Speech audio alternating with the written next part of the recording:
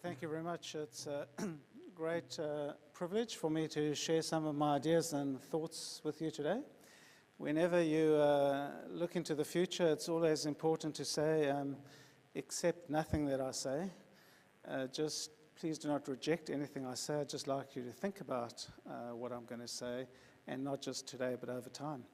I couldn't help but think, since my day job is in the world of leadership, just thinking about Debbie's excellent presentation, just wanted to give a slightly counterpoint though, if I may. Management has made time our enemy. Leadership has made time our ally. It just so happens that although most of us aspire to lead, we are very much hardwired to manage, and therefore we obsess a lot about time, and time drives us.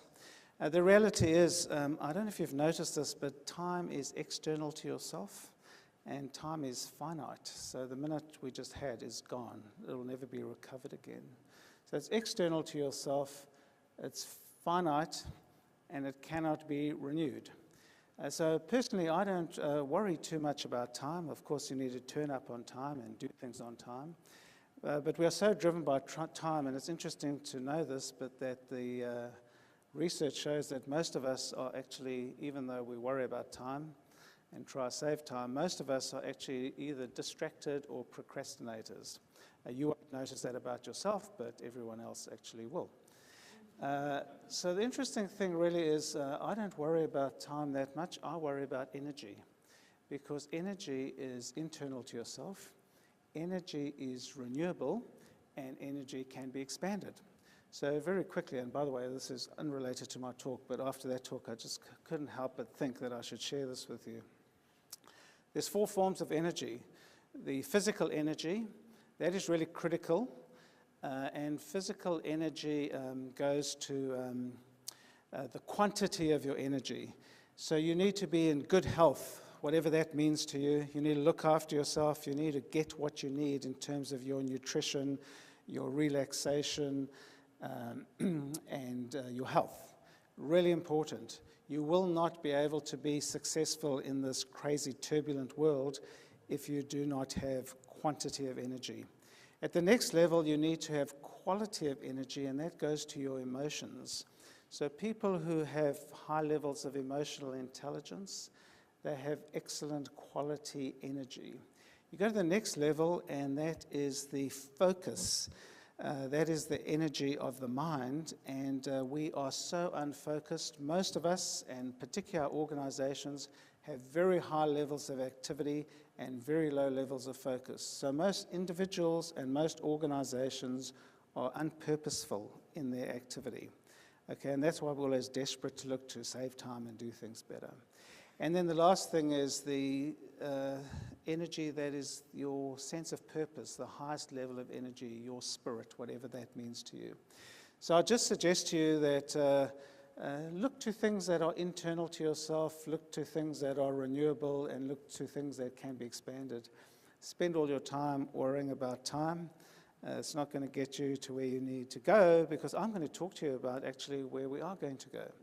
So many years ago, in fact 2016 years ago, a chap called Publilius Cyrus, whose job was to write Latin sayings. That's a pretty cool job.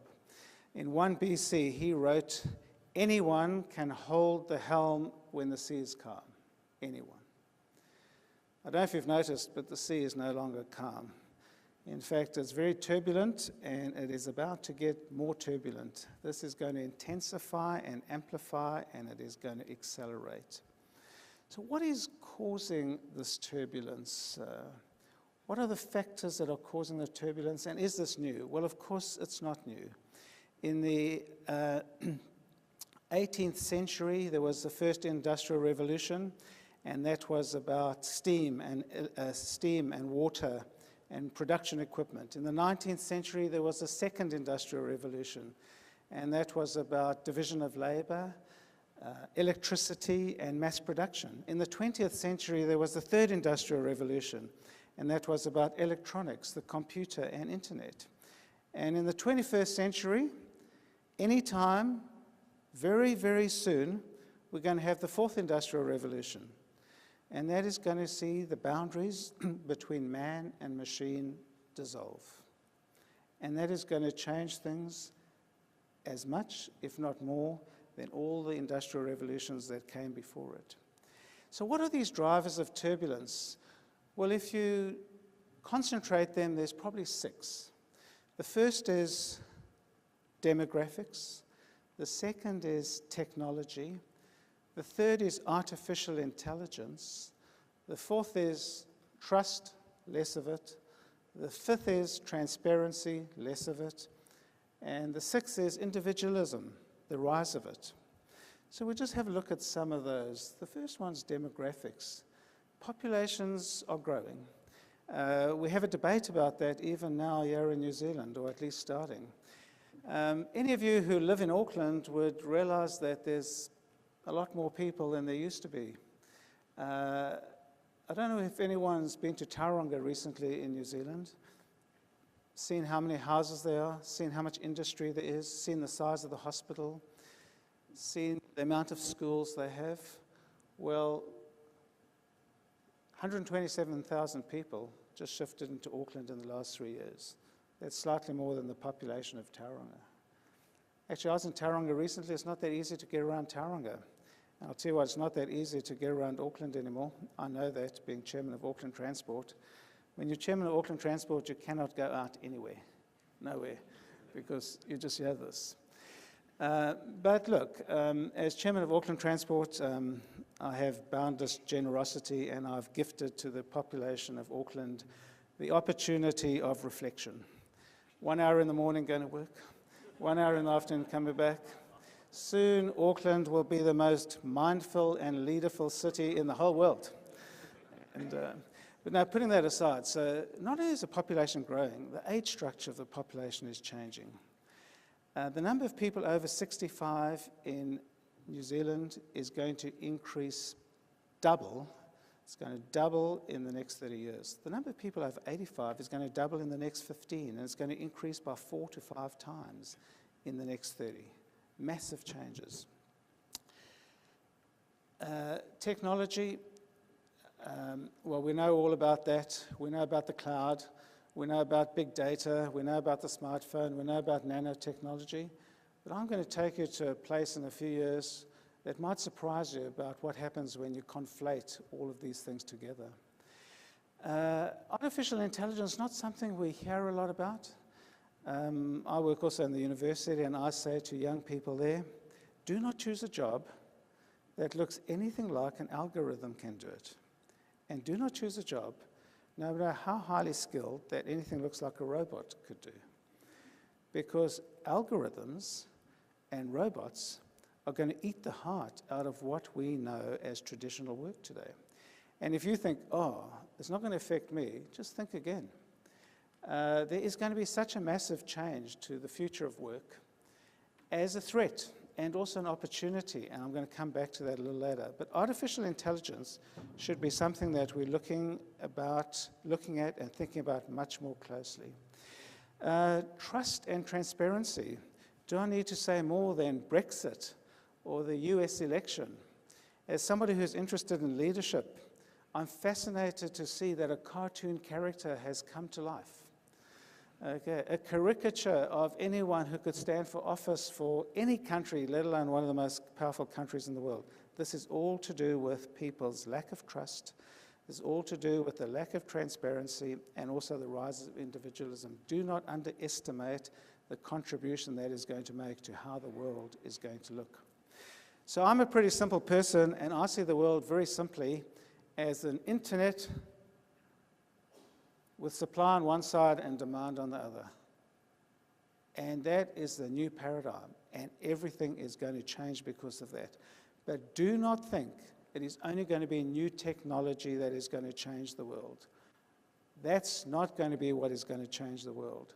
It is going to be the convergence of new technology and new operating models that is going to change the world. It's called dual innovation. And there's some classic examples. Uber, the passenger service company. Airbnb. Airbnb is the biggest accommodation supply in the whole world, and it doesn't have a single room.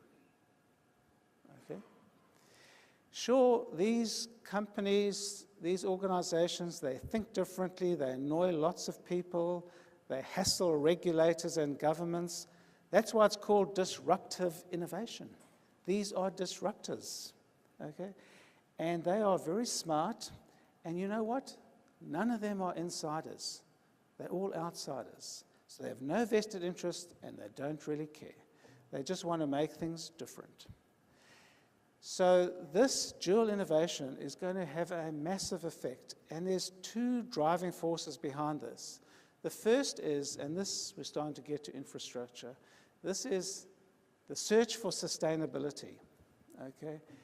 The demographic changes, the demographic changes, the globalization, the desire or the need for increased access, the desire for increased quality, and the desire and increasingly need for decreased cost is driving the search for sustainability.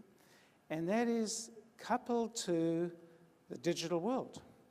So nanotechnology, smartphone, cloud, data analytics, social media, that's going to change everything, is already changing everything.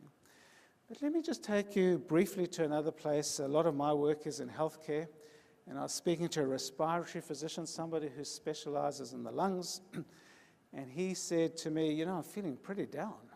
And I said, why are you feeling pretty down? You've just been to this fantastic conference in the United States. Biggest conference for respiratory medicine in the whole world. It must have been fantastic. He said, actually, let me tell you what happened. He said, there was a patient with a small cell cancer of lung. It's a result of smoking. It is very difficult to treat. The treatment is quite complex and very difficult for the patient, and the outcomes are incredibly poor. The prognosis is poor. Here was a small cell carcinoma, cancer. An interventional radiologist, that is a radiologist who intervenes, through imaging, can get into your body, then took a sample out of this lung tumor, and this is what really worried the respiratory physician. This patient never saw a respiratory physician. The first person they saw after they had an X-ray was an interventional radiologist. The interventional radiologist gave this small piece of tumor to a technologist. The technologist then did the genome, the DNA typing of this actual tumor, not of the person, but of this actual tumor. And then, using bioengineering and pharmaceutical techniques, bacteriological, microbiological techniques, developed a drug to treat this tumor. Nobody else's tumor, just this tumor. And guess what? This disease with a very poor prognosis, this patient's tumor, this is experimental treatment, I must add, this patient's tumor has disappeared. Okay? And that's great for the patient. And I said, why are you so glum? He said, no cancer specialist, no respiratory specialist, and actually a robot could take out the biopsy of the tumor more efficiently, more effectively, and more accurately than an interventional radiologist. And that robot could just give that specimen to another robot who could just develop the drug and, in fact, give it to the patient. There's no need for any of us. Okay. So this is how things will change. I'm trying to give you this example because people involved in infrastructure just think infrastructure will be there forever, but it won't. Winston Churchill said, we shape our buildings and our buildings shape us.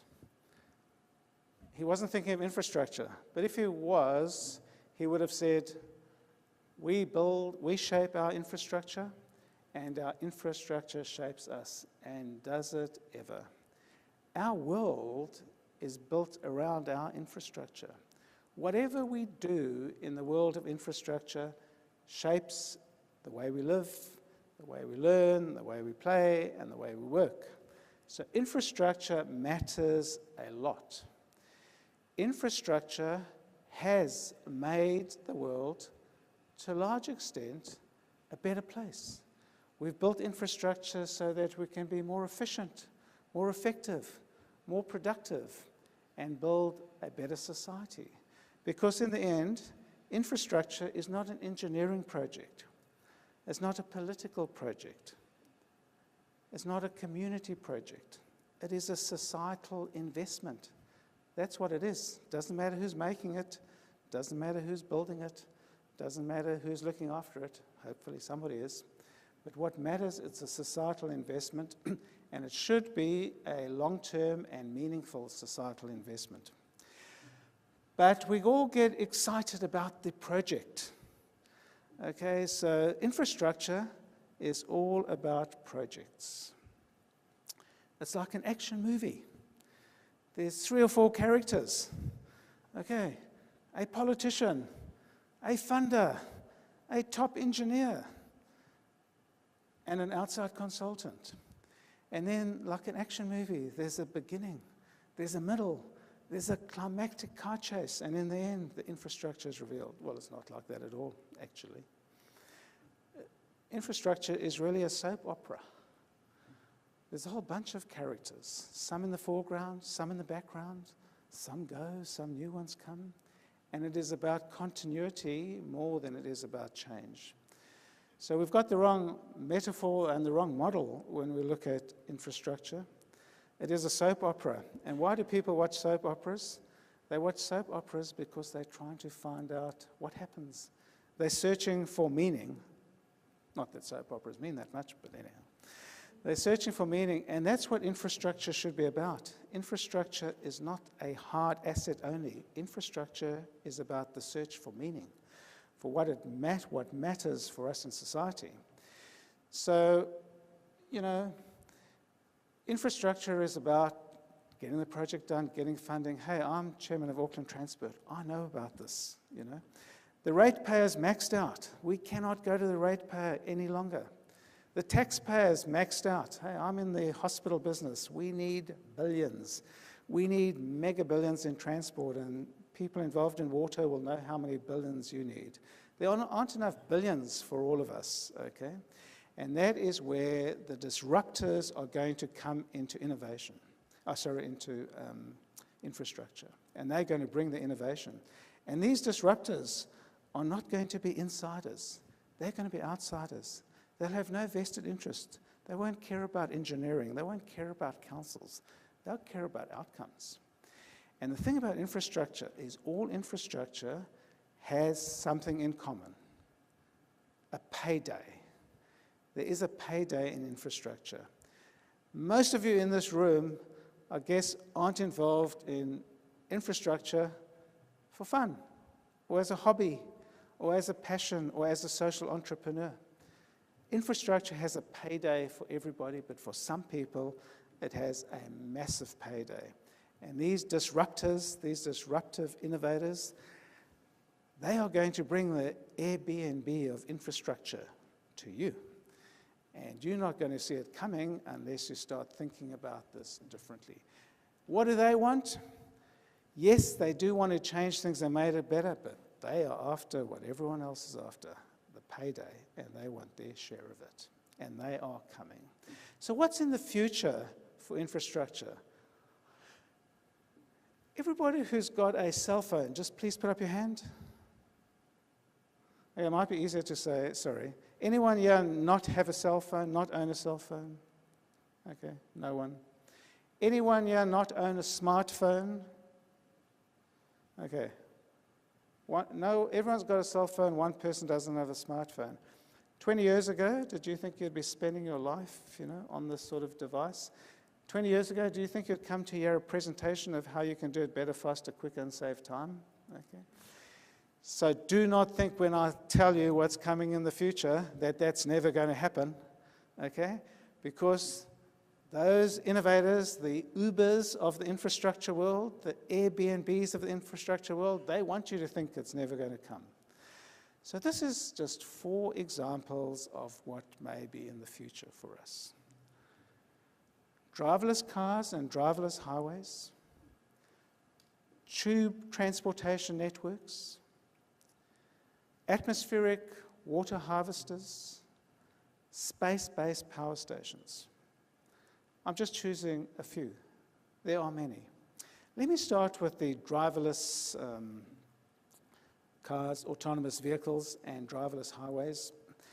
Everyone always says to me, when are these things coming? And, we're doing a lot of work to try work out exactly when they're coming, how much utility they will have, and how much they will change. And we need to do this in transport so we can future-proof our decisions that we make about investment. Well, basically, I drove from Auckland today, and I'm very sorry to have to tell you that. The road that I drove on is a dumb road. Thick, stupid, okay? It does nothing else but be a dumb surface. That is going to change. And this is probably the main message that I'd like you to think about. Infrastructure is going from being pretty thick to going to be highly intelligent. Infrastructure is not going to just be inanimate. It's going to have a life of its own. So look, we know driverless cars are coming. I had one of my team at Auckland Transport up with Google in San Francisco, and he saw a car without a driver go faster around a racetrack than any current Formula One driver with or without other cars. It can be controlled in orders of magnitude of less than 1 meter. Okay, so it exists. The environment for it, though, doesn't exist, but it will. So driverless cars will actually still have drivers at first. But very quickly, probably in about 10 years, this will change. And one of the main reasons it will change is that the roads will become much more intelligent.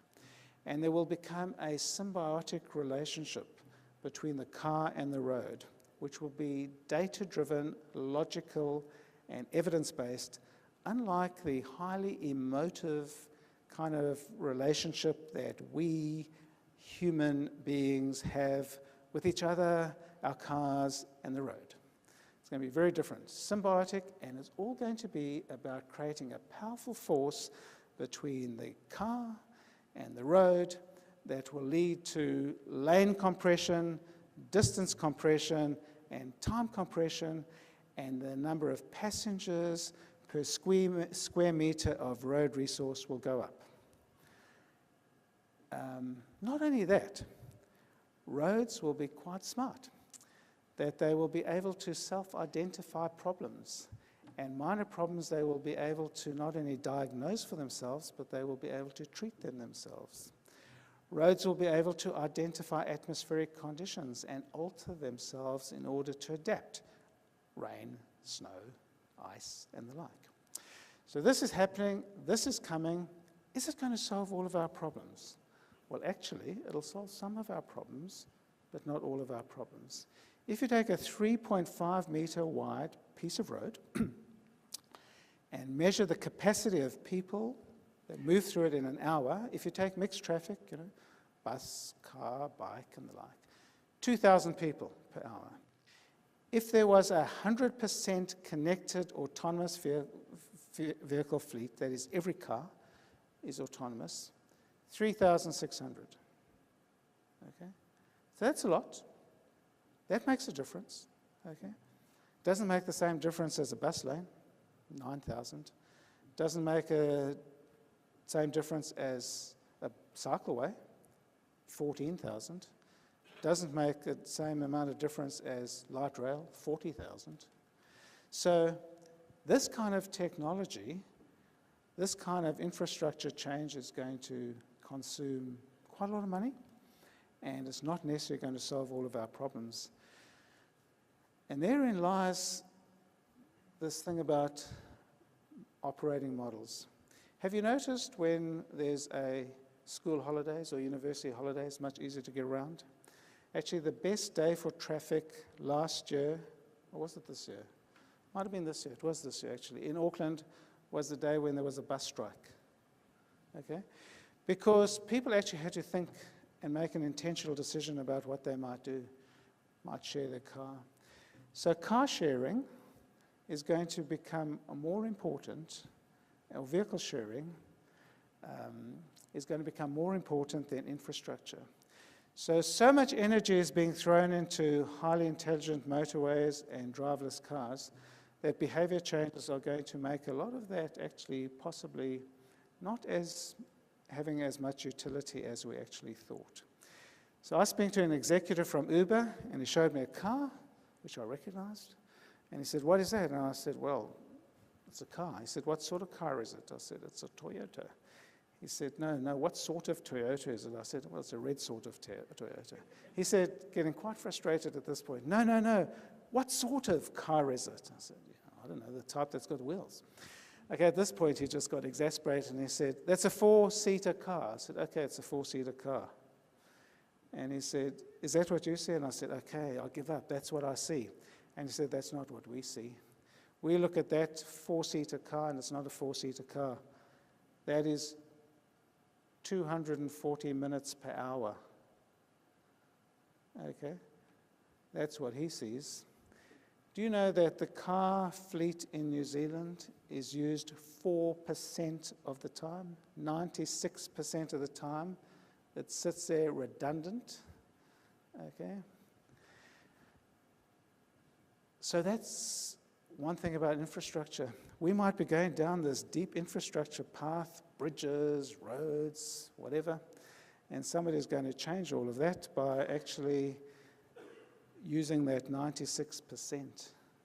So that's driverless cars, driverless highways. Do we really want to invest a huge amount of money in more roads when actually we could invest a small to moderate amount of money in just changing people's behavior? Think about it. The second thing I'd like to talk about is a tube transportation network. I love this. I never use slides when I talk, and this is the first time I'm disappointed that I'm not. Because this is like space age. Elon Musk, you might have heard of him, slightly provocative. I exaggerate, very provocative. He's the man and brains behind the Tesla. He got so angry when he saw the rapid rail link being developed between Los Angeles and San Francisco. He was so mad because he thought it was such outdated technology and such a waste of money that he didn't really invent, but he's really sophisticated, I guess, the tube transportation technology. His is called the Hyperloop. There's a guy, Daryl Oster, he's got a company, ET3, so there's not only one of them. The Hyperloop, I don't know if any of you remember when you used to go to stores like Smith & Co. and the like in the good old days, and they had those tubes, they'd put the invoice in and bang it in a Lamson tube and it would zap around. Okay, it's just like that. Basically, it's a tube and it's sealed, and people are put into a car, if you can call it that, and put into the sealed tube, and then they are effectively shot like a rocket. High-speed rail goes about 350 to 400 kilometers an hour, maybe even a bit more now. This will go 10 times that. Okay? There will be no transportation other than a rocket that will be faster than this. It'll be faster than any other form of transportation. It'll use less energy than any other form of transportation. It will cause less pollution than any other form of transportation. It will be safer than any other form of transportation. Just one big problem. You've got to build this massive tube. They're building one in the desert in the USA. Look, if this ever happens, and you know what? I think it will. It's not going to happen everywhere. This will land up actually being the world's biggest infrastructure project ever. The Earth will never have seen an infrastructure project like this. It won't be able to be everywhere, but this is amazing technology. Tube transportation networks, who would have thought? Now, I feel a bit ill at ease here at a water conference, mentioning everything about water, but I don't know much about anything, so I'll just have a go anyhow. So I've read quite a lot about atmospheric water harvesting. And it sounds kind of interesting since it's been around for about 2,000 years. And actually the Incas, which had a very sophisticated culture and way of life, they lived above the rain line. So how did they sustain themselves with water? Atmospheric water harvesting, actually.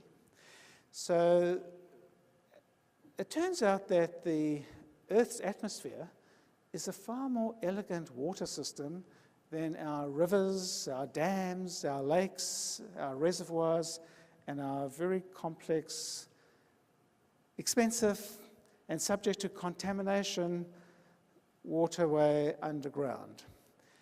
A lot more sophisticated than that. It turns out that there's approximately, nearly, 142,000 trillion litres of fresh water in the atmosphere at any one time. That's a lot. Oh, by the way, and I'm sure you all know this, only 2% of the water on Earth is fresh. And there's a lot of water on Earth. And only 25% of that is accessible. So the Earth, we've all survived on 0.5% of the water that's available on the Earth. Amazing. And then there's all the stuff in the atmosphere.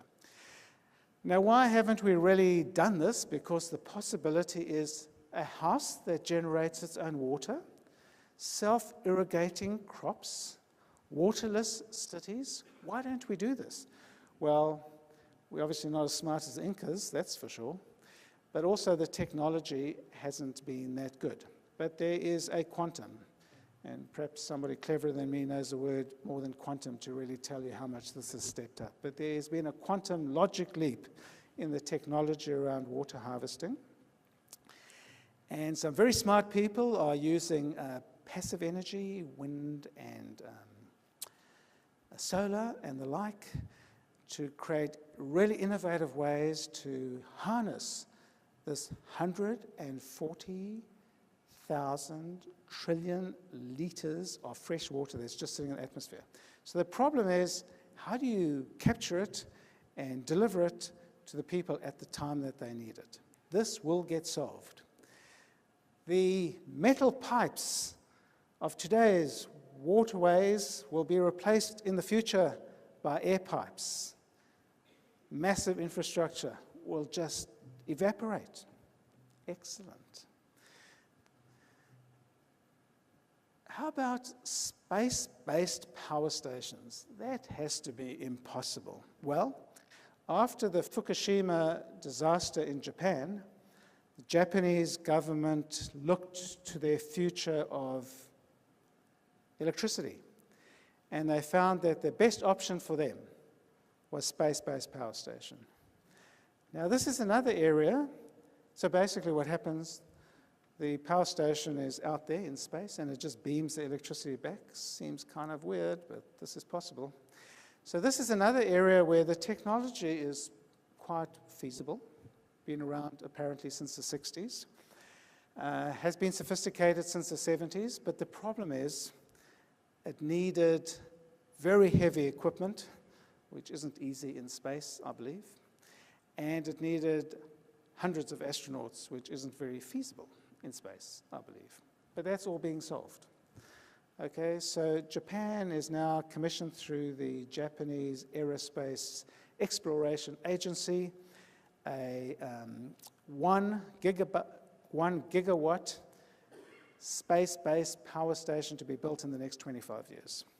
Turns out that out there in space, where there's no day-night variation, there's no seasonal variation, and there's no weather problems, whoa, sounds fantastic, solar is 10 times more effective than it is right here on Earth. So there you go. I'm not going to talk about drones because drones worry me a lot. But we could go on. There's just all of these things. What I'm trying to say is that a lot of these technologies, a lot of these innovations are not necessarily about hard infrastructure. So those of us involved in thinking about what is needed in the future need to think about that. Those of you who are involved in designing what we need in the future need to think about that. And those that build what we need to have in the future need to think about that, because a lot is going to change.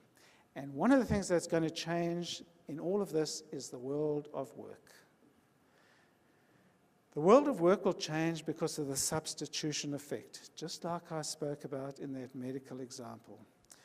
There will be greater access to data, there will be massively increased processing capacity, and there will be super duper enhanced artificial intelligence.